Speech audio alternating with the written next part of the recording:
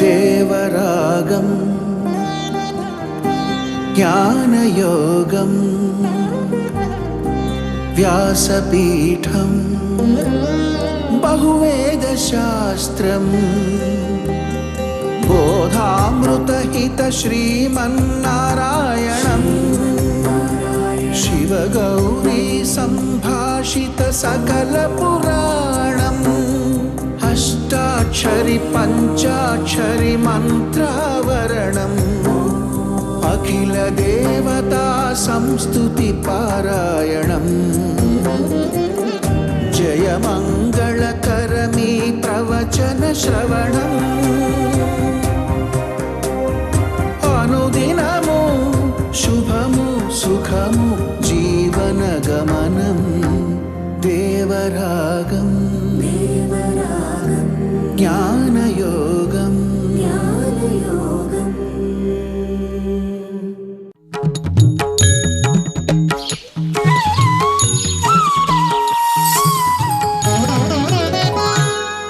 ఆపదామపహర్తారం దాతారం సర్వసంపదాం లోకాభిరామం శ్రీరామం భూయో భూయో నమామ్యహం.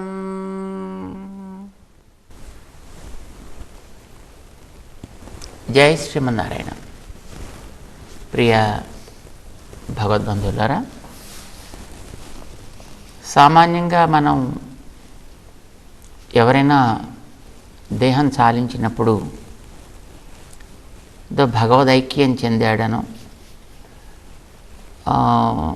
భగవంతుడిలో ఐక్యమైపోయారు అనో, లేదా మేము అలా భగవంతుడిలో ఐక్యం అయిపోవాలి అనో కోరే కోరికల్ని వింటూ ఉంటాం.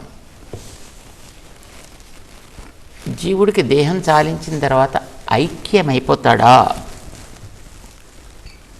భగవంతుడితోటి ఐక్యమైపోతాడా? ఏమిటి ఐక్యమైపోవడం అంటే? వీడే భగవంతుడు అయిపోవడం అని అర్థం. అంటే వీడు భగవంతుడైపోతాడా, భగవంతుడిలా అవుతాడా? తేడా ఉందా దీంట్లోనూ దాంట్లోనూ? భగవంతుడైపోవడం అంటే ఇక్కడి నుంచి ఎంతమంది పోతే అంతమంది భగవంతుడు అయిపోవాలి. అప్పుడు చాలా పెద్ద ప్రమాదం. ఎందుకంటే బోళ్ళ మంది భగవంతుడు అయిపోయారు అనుకోండి, మళ్ళీ వాళ్ళల్లో ఎవడు గొప్పవాడు ఎవడు తక్కువవాడు, మళ్ళీ ఇలాంటి చికాకులన్నీ వస్తాయి మళ్ళీ. అందుకోసమే భగవంతుడు చాలా అందమైనటువంటి పదాన్ని వాడాడు ఆయన. సహా మద్భావం యాతి. మద్భావం యాతి పదం అందమైన పదం, జ్ఞాపకం పెట్టుకోవాలి. వాడు నేనైపోతాడు అని అనలేదు. మద్భావం అంటే నేను, నాకుండేటటువంటి స్వభావము. అంటే నేను వేరు, నా స్వభావం వేరు. నేనే స్వభావం కాదు, స్వభావమే నేను కాదు. నేను నా భావము. ఇది ఆయన చెప్పింది. అది అంటే తన భావము వంటి భావం తప్ప వీడే వాడైపోతాడని అనలే. అందుకోసం మద్భావం యాతి. దీన్నే మరొక చోట మనకి 7వ అధ్యాయంలో చెప్పాడు, మమ సాధర్మ్యమాగతా. సాధర్మ్యము పదం అందమైన పదం. సమానమైన ధర్మములు కలవాడిగా అగును. పాపం తెలియక కొంతమంది వీడు కూడా ఏదో శివైక్యమైపోవును, ఏదో పరమేశ్వర ఐక్యమైపోవును, ఇలాగ ఐక్యము అని వాడుతుంటారు. ఐక్యము కాదు, ఏకీభావము అని వాడిందండి వేదం. తమః పరే దేవే ఏకీభవతి అనంది అనమాట. ఏకం భవతి అని అంటే వీడు అదైపోవును అని అర్థం. ఏకీభవతి అంటే వీడు దాని వలె అగును అని అర్థం అన్నమాట. అంచేత భగవంతుడైపోవం మనం ఎప్పుడూ కూడా. మన భగవంతుడికి ఉండేటటువంటి విశుద్ధత, పరిశుద్ధత అలాంటివి మనకి కూడా లభించును. మనకి ఏమేం కావాలి దాంట్లో? అన్నీ ఆనందంగా ఉండాలి, అన్నీ అనుకూలంగా ఉండాలి, హద్దు లేనంత ఉండాలి. ఈ మూడు వస్తాయి. ఈ స్థితులు రావడమే భగవంతుడితోటి సమానమైన ధర్మములు కలవాడగుట. దీనికి అందమైన పేరు పెట్టారు సాంకేతికంగా, సాయుజ్యము అని పేరు పెట్టారు. సాయుజ్యము అంటే సమానమైన గుణములు కలిగి ఉండుట. అంటే భగవంతుడు ఎట్లాగైతే గుణాలు కలిగి ఉంటాడో వీడు అట్లాంటి గుణాలు కలిగిన వాడు అవుతాడు అని అర్థం తప్ప వీడు భగవంతుడు అయిపోతాడు కాదు. ఎవ్వడూ భగవంతుడు అవ్వడు. జీవుడు జీవుడుగానే ఉండును, దేవుడు దేవుడుగానే ఉండును. అయితే జీవుడికి ఉండేటటువంటి సంకుచితత్వాలు వీడిలో లేకుండా పోవాలి. అంచేత వీడికి కర్మ సంబంధం ఉండకూడదు, హద్దు ఆనందానికి ఉండకూడదు, అనుభవానికి హద్దు ఉండకూడదు. ఇది కలుగుతుంది. యుక్ అంటే కూడి ఉండుట అని అర్థమండి. యుక్ సయుక్ అంటే సమానమైనవి కలిగి ఉండుట. సమానమైనవి అంటే సమాన ధర్మాలు కలిగి ఉండు, సమాన గుణములు కలిగి ఉండుట. ఇది వేదమే చెప్పిన మాట. ఇది సయుజౌ సయుక్ సయుజౌ సయుజ సయుజౌ ద్వాసు పర్ణౌ సయుజౌ సఖాయౌ. వేదం చెప్తోంది మనకి. వీడు సయుక్ అగును, సమాన ధర్మములు కలవాడగును. ఆ సయుక్ అయి ఉండడమే సాయుజ్యము అంటారన్నమాట. ఇది మనకి పొందుతాడని చెప్తాను. సాయుజ్యం సమవాప్య నందతి సమం తేనేవ. ఆయనతోటి సమానమైనటువంటి ఆనందాన్ని వీడు పొందును. దీన్నే ఆయన మద్భావం యాతి అంటాడు 5వ శ్లోకంలో 8వ అధ్యాయంలో. యః ప్రయాతి స మద్భావం యాతి నాస్తి అత్ర సంశయ. మనకి పెద్దలైనటువంటి మహనీయులు ఆది శంకరులు ఉన్నారు, రామానుజుల వారు ఉన్నారు, మధ్వాచార్యుల వారు ఉన్నారు. అలాంటి పెద్దల్ని ఎవరైనా ఒకరిని ఆశ్రయించాలి. అబ్బెబ్బే నాకు వాళ్ళందరూ అవసరం లేదండి, నేనే స్వయంగా నేను దీంట్లోకి వెళ్ళి నేను ఇందులో మునిగి ఇందులోంచి నేనే అంతా మొత్తం తత్వాన్ని తీస్తాను అని అంటే అలాంటి వాడిని మనం కొంచెం జాగ్రత్తగా చూడాల్సిన అవసరం ఉంటుంది. నాకు శంకర్లు నాకు ప్రమాణం కాదు, రామానుజులు నాకు ప్రమాణం కాదు, మధ్వులు నాకు ప్రమాణం కాదు, నాకు వీళ్ళెవ్వరూ కాదు, నాకు సొంతంగా మరొక పంథ అనేవాడు ఎప్పుడు కూడా సమాజానికి హానికరుడు. జాగ్రత్తగా గమనించాల్సి ఉంటుంది అలాంటి వ్యక్తులని గురించి. అంటే వాళ్ళంతా కూడా ప్రచ్ఛన్నంగా మనని విరుద్ధ మార్గంలోకి నడిపించేటటువంటి వ్యక్తులు అన్నమాట. అంటే భక్తులులాగా కనిపిస్తూ మనని తప్పుదారి పట్టించేటటువంటి వ్యక్తులు కనుక అలాంటి వాళ్ళ విషయం జాగ్రత్తగా ఉండాల్సిన బాధ్యత మనకు ఉంటుంది. ఎందుకనంటే మద్భావం యాతి.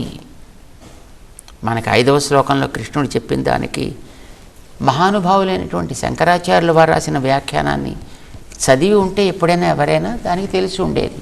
మద్భావం వైష్ణవం తత్వం యాతి. చక్కగా చెప్పారు ఆయన శంకర భగవత్పాదులు. మామేవ ఏష్యసి న సంశయ మామైవైతి తం తమైవైతి. ఒకసారి కానీ అనేక చోట్ల చెప్పాడు. మామేవ స్మరన్, నన్నే తలుచుకుంటూ అన్నాడు ఆయన.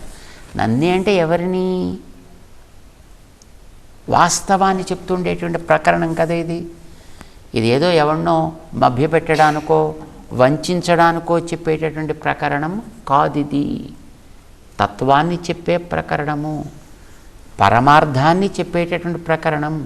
ఏదో వ్యవహారం కోసం చెప్పేటటువంటి మాటలు కావివి. చేత పారమార్థికమైనటువంటి తత్వాన్ని శ్రీకృష్ణుడు ఇక్కడ మనకి ప్రతిపాదిస్తున్నాడు. అందుకోసమనే శంకర భగవత్పాదులు చెప్పినటువంటి మాట మనకందరికీ కూడా శిరోధార్యము. ఏమని? మామేవ పరమేశ్వరం విష్ణుం. చక్కగా చెప్పారు ఆయన. మనకి చక్కటి శంకర భాష్యం మనకి లభిస్తోంది. దాన్ని చక్కగా మనం చూడొచ్చు, అర్థం చేసుకోవచ్చు. 8వ శ్లోకం దగ్గరికి వచ్చాం మనం. 8వ అధ్యాయంలో శ్లోకాన్ని చూద్దాం ఒక్కసారి. అభ్యాసయోగయుక్తేన చేతసా నాన్యగామినా పరమం పురుషం దివ్యం యాతి పార్థ అనుచింతయన్. అందమైనటువంటి ప్రతిపాదన స్వామి మనకి చేసి ఇస్తున్నాడు. అభ్యాసయోగయుక్తేన చేతసా. అభ్యాసము యోగము రెండు కావాలి. ఒకటి యోగము అంటే ధ్యానం, కానీ గతంలో చెప్పాడు ఆయన. ఆ ధ్యానంతో కూడుకున్నటువంటి అభ్యాసము ఇది. ఎందుకంటే వీడు పూర్తిగా ఏది అభ్యాసం చేస్తుంటే అదే చివరికి కూడా వీడికి స్మరణకు వస్తుంది. ఇప్పుడు మనకి ఏది తింటే అదే తేన్పు వచ్చినట్టుగా ఏది మనం మనసులో భావన చేస్తుంటే అదే మనకి చివరి సమయంలో కూడా వస్తుంది. మనం ఒకటి తెలిస్తే మరొకటి జ్ఞాపకం రాదు.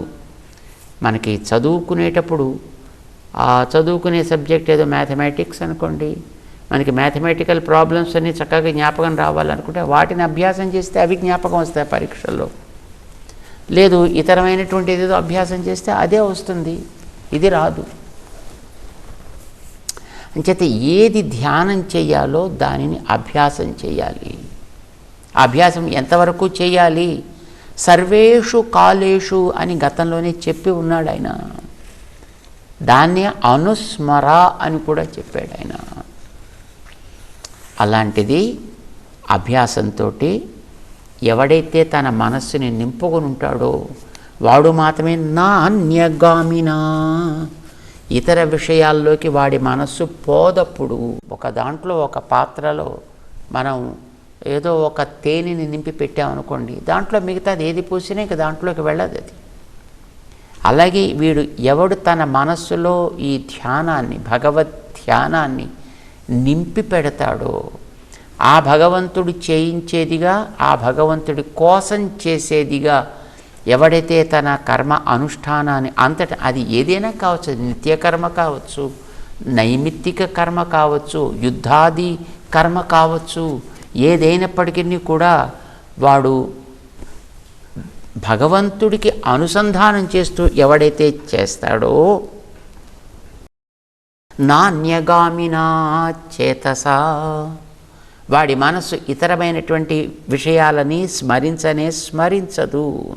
అప్పుడు ఏమవుతుంది? వాడికి పరమం పురుషం దివ్యం యాతి. పరమం పురుషం దివ్యం యాతి. భగవంతుడు దివ్యుడు, ప్రకృతి సంబంధ రహితుడైన ఆ స్థితిని వీడు కూడా పొందును. వీడు కూడా ప్రకృతి రాహిత్యాన్ని పొందును, ప్రకృతి నుంచి వీడు విడివడును. పరమం పురుషం యాతి. పురుషోత్తముడైనటువంటి భగవంతుడిని వీడు స్మరిస్తున్నాడు. ఆయన పురుషుల్లోకెల్లా ఉత్తముడు అని కదా మనకి 15వ అధ్యాయంలో చెప్తాడు ఆయన. పురుషులంటే శరీరధారులు అని అర్థం. దేహధారుల్లో ఆయన ఉత్తముడు. ఎందుకని అక్కడ సత్వరజస్సుల యొక్క ప్రవృత్తి ఉండదు, శుద్ధ సత్వమయమైన దేహం ఉండును. భగవంతుడు తన దేహం ఎట్లా ఉంటుందో ఆయన చెప్పుకున్నాడు గతంలో. అజోపి సన్ వ్యయాత్మా భూతానాం ఈశ్వరోపి సన్ ప్రకృతిం స్వాం అధిష్ఠాయ 4వ అధ్యాయంలో చెప్పాడు ఆయన. ఆయన ప్రకృతిం స్వాం, తనదైనటువంటి ప్రకృతి, శుద్ధ సత్వమయమైనటువంటి ప్రకృతి, దాన్ని ధరించి ఉంటాడు. ఆయన జన్మరహితుడై, నాశము లేని జ్ఞానము కలిగిన వాడై, స్వభావం కలిగిన వాడై, సర్వభూత ఈశ్వరుడై, అంటే సకల భూతములని కూడా శాసించగలిగిన వాడయ్యే ఉంటాడు ఆయన ఎప్పుడున్నప్పటికీ. ఇది ఆయన యొక్క స్వభావము. కానీ ఆయనకు ధరించే దేహం మాత్రం ప్రకృతి స్వాం, తనదైనటువంటి ప్రకృతి, పంచ ఉపనిషణ్మయ ప్రకృతి. ఇది మనం గతంలో చెప్పుకున్నాం. అంటే పరమేష్ఠి, పుమాన్, విశ్వ, నివృత్తి, సర్వ అనే పేర్లు కలిగినటువంటి తత్వాలతోటి ఏర్పడ్డ శరీరం, అది శుద్ధ సత్వమయము. అంటే రజస్తమస్సులకి అక్కడ సంబంధమే ఉండదు. రజస పరాకే తమస పరస్తాత్ అంటుంది మనకి వేదం. అట్లాంటి దేహం ఎందుకు ఉపయోగపడుతుంది అంటే ఎలా కావాలనుకుంటే అట్లా వీడికి తయారు కావడానికి all sorts of flexibilities will be there with it. దానికి ఎన్ని రూపాలు కావాలంటే అన్ని రూపాలు వాడు ధరించగలుగుతాడు. ఎట్లాంటి రూపం కావాలంటే అట్లాంటి రూపాన్ని వీడు కూడా ధరించగలుగుతాడు.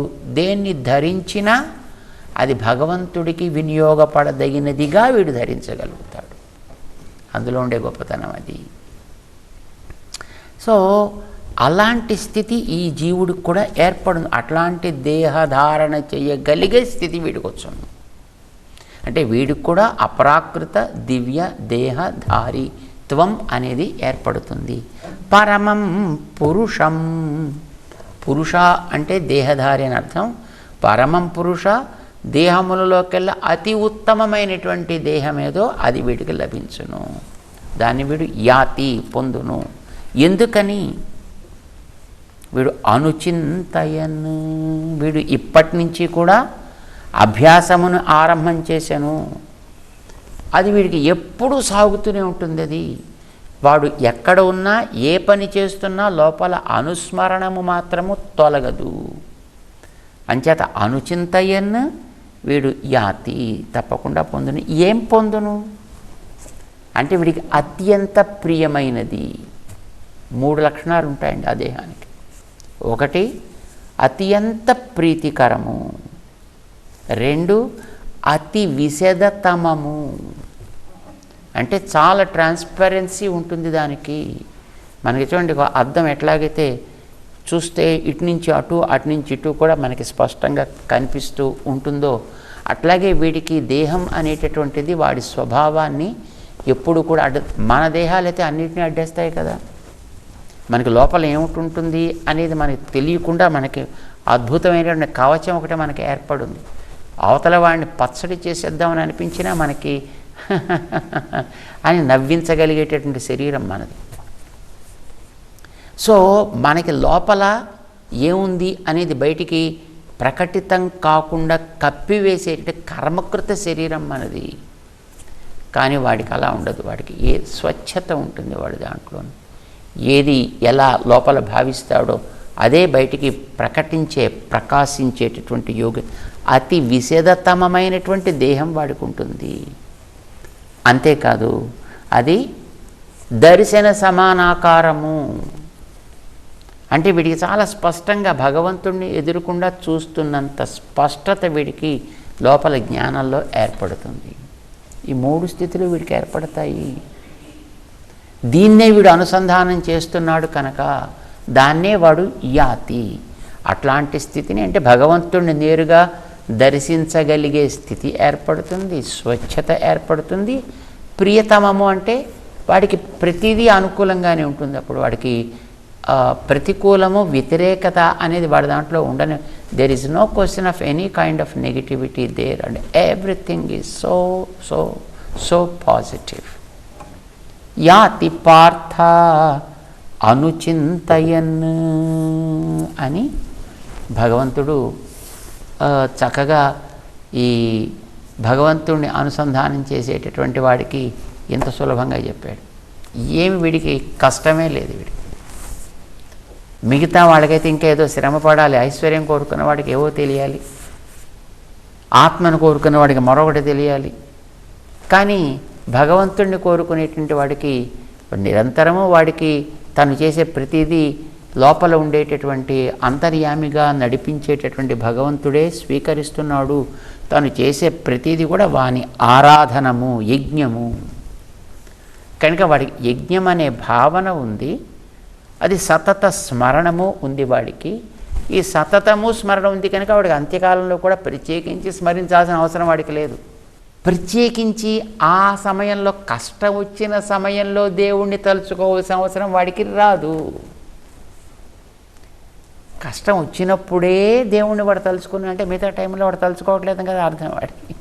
అంటే వాడికి దేవుడు ఎందుకోసం ఉపయోగపడతాడంటే కష్టాలు తీర్చడానికి మాత్రం ఉపయోగపడతాడని అర్థమా? నిజమైన భక్తుడికి అలా ఉండదు. అది కష్టమా సుఖమా రెండూ లేనిటువంటి ఒక ఉదాసీన దశ అనేటువంటి ప్రశ్నే లేదు. అంటే వీడు ఎప్పుడు కూడా వాడినే తలుచుకుంటూ అదే ఆనందంగా గడుపుతూ ఉంటాడు. వాడు తద్గత ఆహ్లాద మనస్కుడై ఉంటాడు ఎప్పుడు కూడాను. అంచేత ఆపద వచ్చినప్పుడు ఈవేళ కొత్తగా తలుచుకోవడం అనేది అవసరం ఏమిటి వాడికి? ఇప్పుడు తలుచుకుంటూనే ఉంటాడు. వాడు ఎదురుకుండా సింహాన్ని చూసినా అందులో విష్ణువునే చూస్తాడు.